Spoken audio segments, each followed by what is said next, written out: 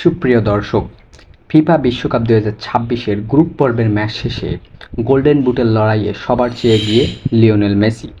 Group পর্বের শেষ ম্যাচেও দারুণ পারফরম্যান্স উপহার দিলেন এই আর্জেন্টাইন তারকা।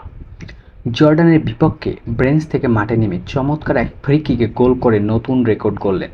প্রথম ফুটবলার হিসাবে বিশ্বকাপে টানা 7 ম্যাচে গোল করার অনন্য কীর্তি অর্জন করলেন এই মহাতারকা। একই সঙ্গে গ্রুপ পর্ব শেষে গোল্ডেন বুটের দৌড়েও সবার চেয়ে এগিয়ে মেসি।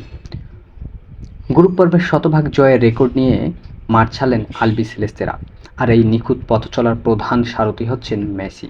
জর্ডানের বিপক্ষে গ্রুপ পর্বের শেষ ম্যাচে শুরুতে তাকে বিশ্রাম দেওয়া হয়েছিল, কিন্তু ম্যাচের 60 মিনিটে মাঠে নামেন বদলি হিসাবে, আর ম্যাচের 80 মিনিটে যা করলেন সেটা তার চিরচেনা অভ্যাস, ফ্রি কিকে গোল।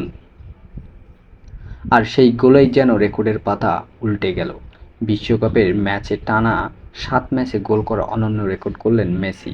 টানা 6 ম্যাচে গোল করার রেকর্ডটা এতদিন ছিল ফ্রান্সের জুনতো ফার্নান্দেজের এবং ব্রাজিলের জেনাজিনহোর। 1998 সালের বিশ্বকাপে বর্তমান ফরম্যাট চালু হওয়ার পর গ্রুপ পর্বে 3 ম্যাচেই গোল করার কীর্তি ছিল 3 জনের: 2018 সালে রোনালদো, 2010 সালে ডেভিড ভিয়া এবং ফার্নান্দো তোরেস। চতুর্থ খেলোয়াড় হিসেবে সেই অভিজাত ক্লাবেই নাম লিখিয়েছিলেন মেসি। বিশ্বকাপে মেসির মোট গোল সংখ্যা এখন 19টি। অস্ট্রিয়ার বিপক্ষে জোড়া গোল করে রেকর্ড ভেঙেছিলেন জার্মানির কিংবদন্তি খেলোয়াড় মিরোস্লাভ ক্লোজোভার 16 গোলের। গ্রুপ পর্বের শেষে 6 গোল নিয়ে গোল্ডেন বুটের তালিকার এককভাবে শীর্ষে আছেন লিওনেল মেসি। তবে তার ঘাড়েই নিঃশ্বাস ফেলছেন ফ্রান্সের কিলিয়ান এমবাপ্পে এবং ওসমান ডেম্বেলে। এছাড়াও ব্রাজিলের ভিনিসিয়াস জুনিয়র এবং হল্যান্ড।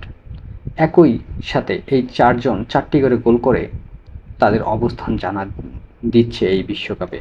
তবে 2টি অ্যাসিস্ট থাকায় 4 জনের মধ্যে সবার চেয়ে এগিয়ে আছেন এমবাপ্পে।